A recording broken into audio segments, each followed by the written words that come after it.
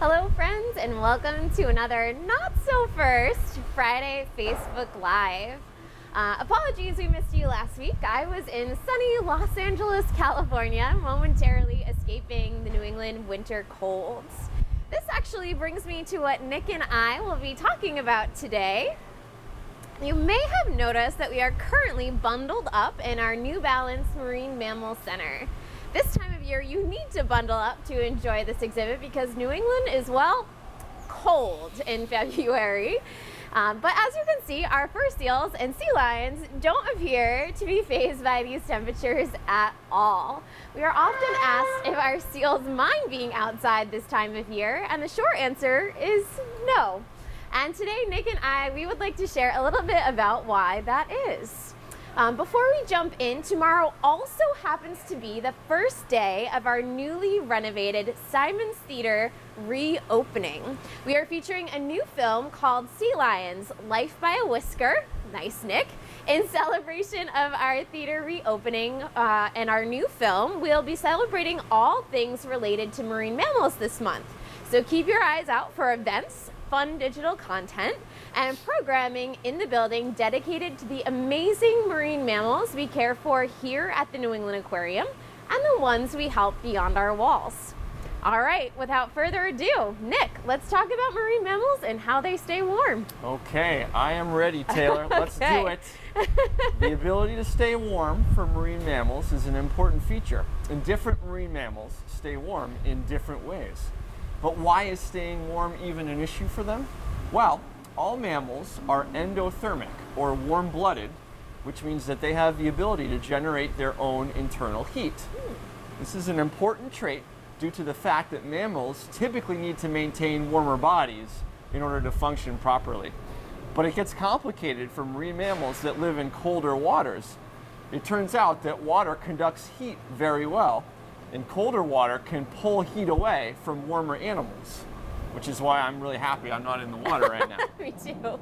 Now, your average mammal would need a lot of energy to stay warm under these conditions. But let's talk about the cool adaptations that marine mammals have to combat this problem. The first adaptation is a thick layer of adipose tissue that insulates their bodies. Not sure what I'm referring to? Well, I'm talking about blubber. Blubber is basically a special layer of fat under the skin of almost all marine mammals, although some have thicker layers of blubber than others. Blood vessels in blubber constrict or get smaller in cold water. Constricted blood vessels reduce the flow of blood, thus reducing the energy needed to heat the body of marine mammals. This conserves heat. If this is a little confusing, you can sort of compare a layer of blubber to a wetsuit. It sort of helps to keep that heat from escaping out into the surrounding water.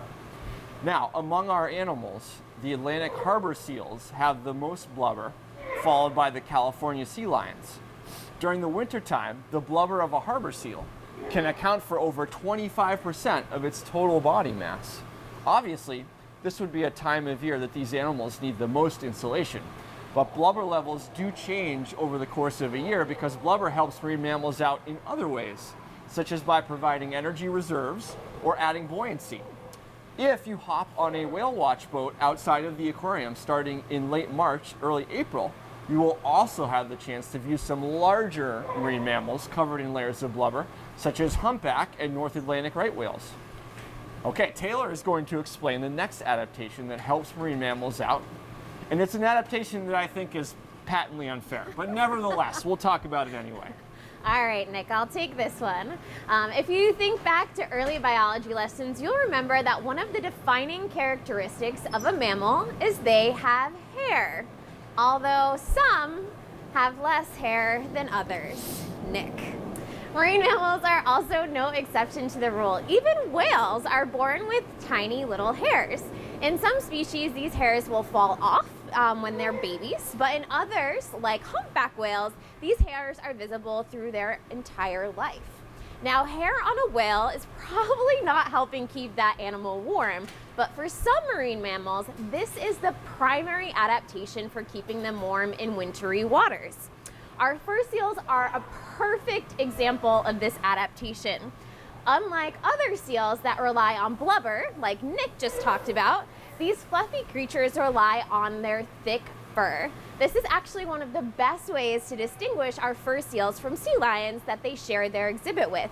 Northern fur seals are extremely hairy. In fact, they are the second hairiest animal on the planet, with about 300,000 hairs per square inch. To give you some perspective, humans have about 100,000 hairs on their whole head. Well, some humans. Sea otters are even hairier animals with approximately 500,000 hairs per square inch. This dense fur works in a special way. There are two types of fur on a seal's body that work together to keep the cold water out and warm air in. This outer layer is comprised of guard hairs. These are longer and stiffer hairs, and the seals will rub a waterproof oil that they produce all over these guard hairs, creating a waterproof outer layer. Under those guard hairs are short little hairs called under hairs. Now, scientists have discovered that these hairs are covered in tiny barbs that tangle the under hairs together. This tangle of fur creates an insulating layer that traps warm air close to the seal's skin. And this protects their body from the cold and keeps their core temperature stable. It works in a similar way that a down jacket would work for you. This dynamic duo of seal fur helps keep these animals warm in the freezing waters off Alaska and Russia, where they live. Enough with the hair already. Sorry, I get it. Jeez, it's important. Fine. Okay, we'll talk about the last adaptation that we want to mention now that helps marine mammals stay warm. We've talked about blubber, we've talked about hair. This is one that I can really get on board with. So when it gets to be too cold, why not take a trip to a warmer place? Makes sense, right? We call this action a migration, and many marine mammals use it as a strategy to varying degrees. To be fair, migrations can technically serve multiple purposes beyond just avoiding seasonal changes in temperature. Migrations can provide marine mammals with access to nutrient-rich feeding grounds or to areas where it's safer to mate and produce pups or calves. Migrations are also fairly consistent, with these trips usually taking place at about the same time each year. Environmental changes can cue marine mammals that it's time to migrate, such as changes in ocean conditions or a drop in food availability. And without migrations taking place, localized food webs might even become unbalanced. Now, when it comes to the aquarium's marine mammals, our northern fur seals are also a great example of a migratory animal. Part of their population only reproduces on the Pribilof Islands, which are off the coast of mainland Alaska, from about around May to November. During this time, they exist within a colony of animals that splits time between foraging for food in the water and hauling out to rest, maybe molt, and reproduce as well. Towards August, territorial adult males will leave the breeding colony and travel throughout the northern Pacific Ocean. Pregnant females will wait until November to migrate, and they typically travel to either the same place as the territorial males or to the west coast of the US to feed. Just quickly, I'll also mention that you can learn more about how our scientists track seal populations by checking out some of the really good signage that we have here at our Marine Mammal Center as well. Awesome. Well, with the exception of maybe blubber, these strategies are by no means exclusive to marine mammals, and marine mammals may use one or more strategies to stay warm. Let's talk about a few of the animals that use similar adaptations to deal with the cold. Many mammals living in colder climates, including musk ox, Arctic wolves, and moose, have a combination of guard hairs and under hairs similar to our northern fur seals. Sea turtles, sharks, and birds are all great examples of animals that make regular migrations for ideal temperatures, food, and mating.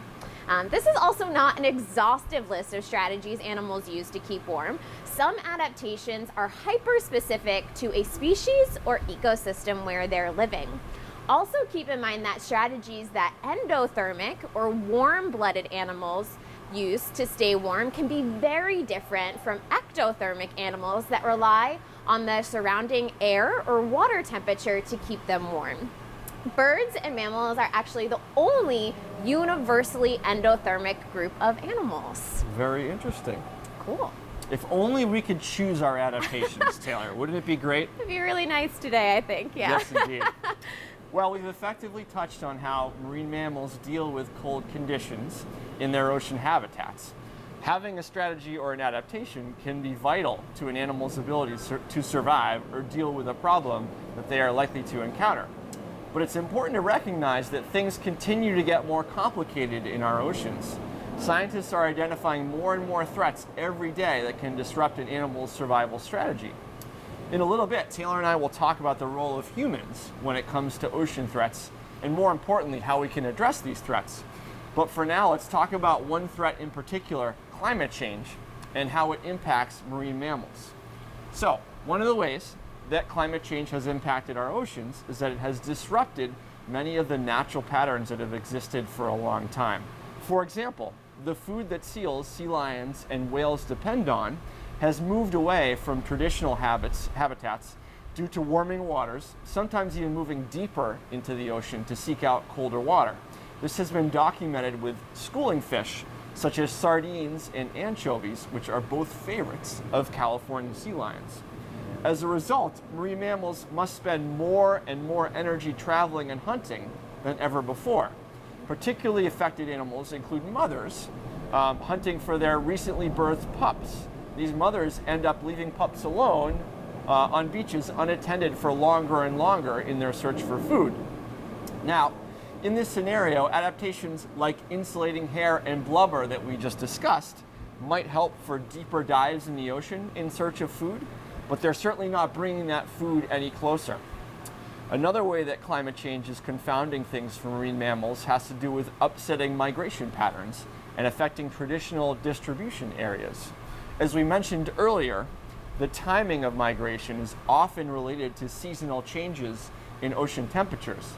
With these seasonal ocean temperature patterns changing because of climate change, marine mammals like whales may have more difficulty timing their migrations so that they arrive at a location in time to find food and avoid water temperatures that they may have difficulty adjusting to. Furthermore, migration patterns, along with the adaptations of hair and blubber, those things have evolved in marine mammals over a very long period of time.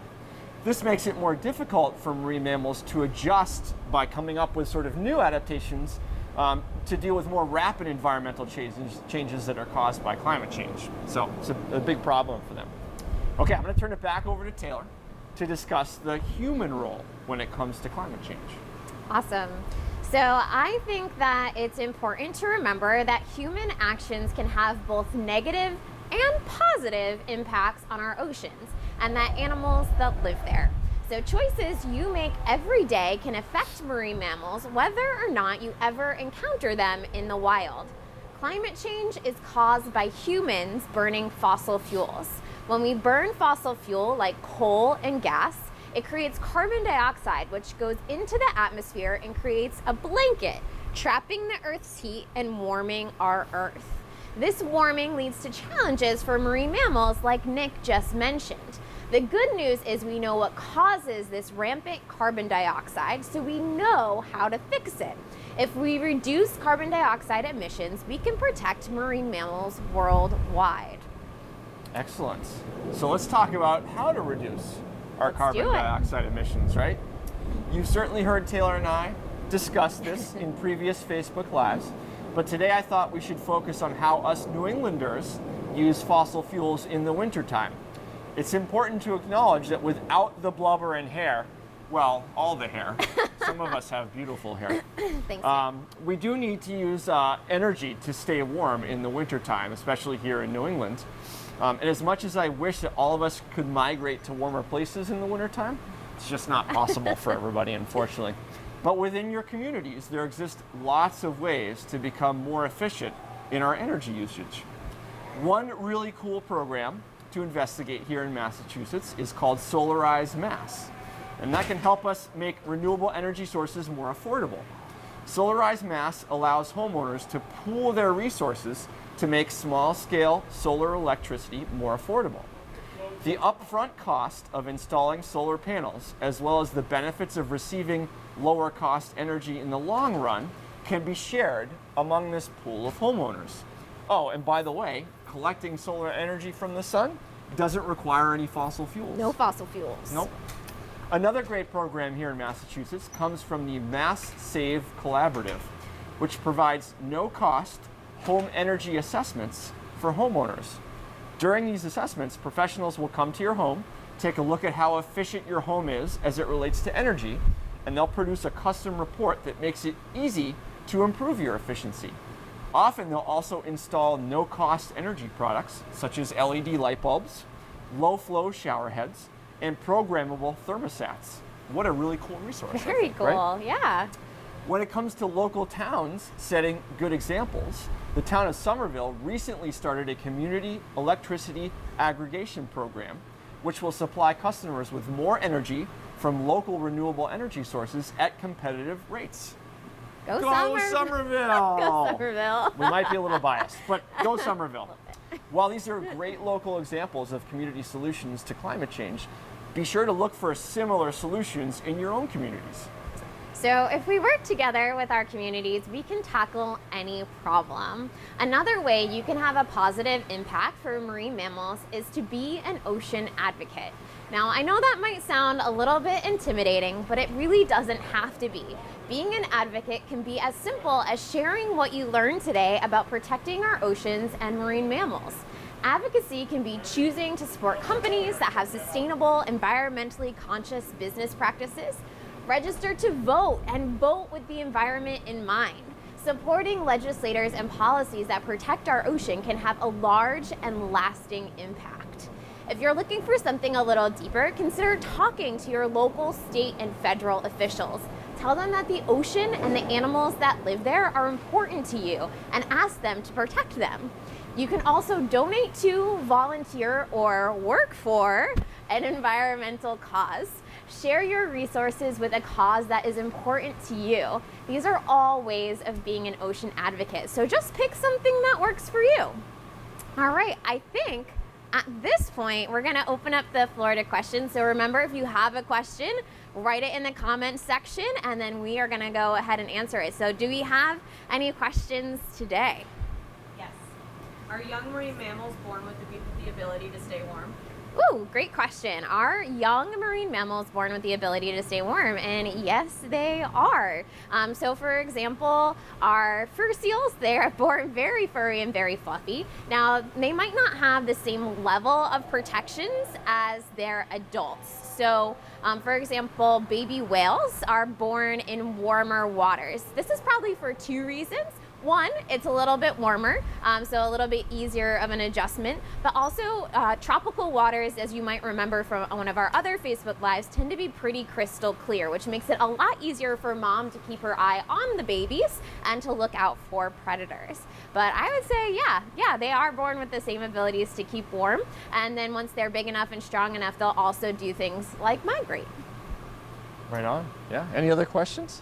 How cold is the water in the marine mammal exhibit? How cold is the water in the marine mammal exhibit? Yeah. Excellent. I actually don't know how warm we keep the water in the Marine Mammal Center on days like today. Do you know, Nick? Well, I guess I don't know for sure either. Okay. I thought it was right around 50 degrees. I thought it was right in that range, and we try to keep the water temperature relatively consistent for the animals. As we've been talking about, they have all those adaptations that allow them to stay warm in conditions like this, and in fact, if they were out in the ocean, they would be spending time in parts of the ocean that are even colder than this. So this temperature is usually pretty good for them. So we'll have to research that to make sure. But Yeah, I think we it's can like ask right in the range. one of our marine mammals trainers exactly how warm the water is, because they're also out in it today. I don't know if you guys caught a glimpse of that, but our humans are in this water They're today. all hiding now. We just have the animals out, but the humans have been out too, yeah. I would say we actually have a harder time keeping our animals cool in the summertime than we do keeping them warm in the winter, because they are really well adapted for these temperatures. That's a good point. Yeah.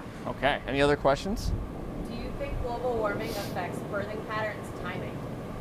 Interesting. Oh, very thoughtful question. We were talking a little bit about climate change upsetting migration patterns, and so it certainly is possible that it might be having a little bit of an impact on animals arriving to an area where they traditionally meet up to mate. And I don't know if that came across during the presentation at all, but what I was trying to describe is that marine mammals like California sea lions will often sort of all end up in the same place when they are ready to mate, and that makes it easier for them to mate because, hey, we're all here, we can find a mate, right? And certainly if climate change is upsetting patterns that might sort of cue the animals to move to that particular location, then it certainly might affect things like birth rates and the ability of an adult male or female to find a mate. So it could make things a little bit more complicated for sure. I think it's definitely possible. Yeah, I think one of the main things that we're seeing right now is the ability to feed young is a bigger impact due to shifting food sources due to water temperatures. And actually, this is something that we're really recently studying. We are seeing our North Atlantic right whales travel further north into places that we have never seen them travel before. We suspect this has to do with the warming waters in the Gulf of Maine, but we're still trying to research this and find this out. So that's actually one thing that we're working on right here at the New England Aquarium, is to figure out exactly how climate change is impacting things like migration, which can impact things like feeding and mating. Absolutely. Yeah. Great question. 2 more. Okay. Awesome. Do they have to eat more to blubber up in the winter?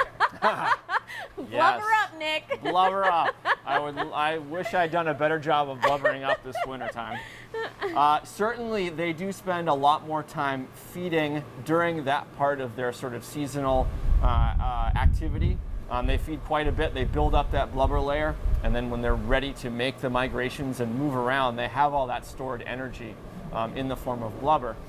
So yeah, certainly. And then in addition to that, when they've blubbered up, and then when they move to other parts of their sort of ocean range to perhaps mate, they're not spending as much time in those places feeding, so they need those food stores. They need that extra blubber. So yes, they will blubber up quite a bit ahead of time, which I maybe should think more about before our winters around here. Again, whales are a really great example of this. In fact, if female whales don't put enough blubber onto their body, they might not actually mate and carry young for that year because they kind of rely on those fat stores in order to help keep their energy levels high when they're in areas that have a little bit less food. So, yep, lots of eating to blubber up. And I think just to build on what you were just saying too, mothers have it a little bit harder in terms of needing energy because they also have to feed their young too, if that wasn't point, obvious. Nick. So Awesome. okay. Last one. All right. During big winter snowstorms, are the marine mammals brought inside, or did they like the snow? Oh, that is a really good question. So if you've paid attention to our blogs over the years, you may have noticed that occasionally if we do have a storm here, we'll post some photos or video of our animals hanging out. Maybe not like in the middle of the storm because the humans can't always be out in the middle of the storm, but certainly out after there have been a couple inches of snow, say on the deck out here at our Marine Mammal Center. The animals actually enjoy it quite a bit. They'll do things like play in the snow. We can throw snowballs for them to catch and chase. They don't mind it at all. Yeah. They actually enjoy it. Again, they're really well adapted for cold temperatures. So we do have the ability to bring our animals inside if we feel that there might be danger due to weather. But usually for the most part, they are really, really good at dealing with these cold New England temperatures and all of the snow that usually comes with a cold New England winter. So the short answer is we can if we absolutely need to, but usually we don't have to. That's right. Yeah, good questions.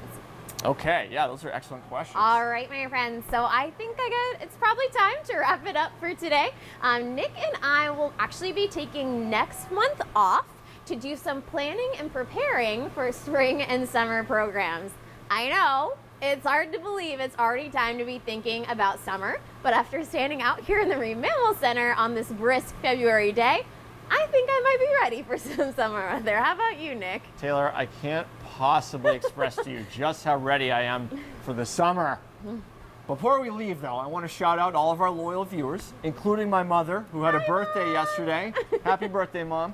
I would also like to bring special attention to Anthony, one of the integral people here, he's over here right now, at the aquarium that makes these Facebook Lives possible. in the past, you may have heard us affectionately refer to him as one of our behind-the-scenes Facebook gremlins. There's actually a lot of people that you can't see on camera right now doing important things. Anthony will be leaving us soon for another job, and we wanted to congratulate him and recognize how amazing his contributions have been. Thanks, Anthony! Thanks, Anthony! And don't forget to come and check out our new, oh wait, this is your section. You go ahead. I want you to talk. I almost took it away from you. Go ahead. Again, don't forget to come and check out our newly renovated, environmentally friendly Simon's Theater, now playing Sea Lions, Life by a Whisker. After the film, you can head into the main building and check out these incredible creatures and learn more about all things marine mammals with our visitor education crew. Nick and I would love to see you in the building, right, Nick? We sure would. Yep. And we will be back here in April for another First Friday Facebook Live. Thanks, friends. Happy Valentine's Day.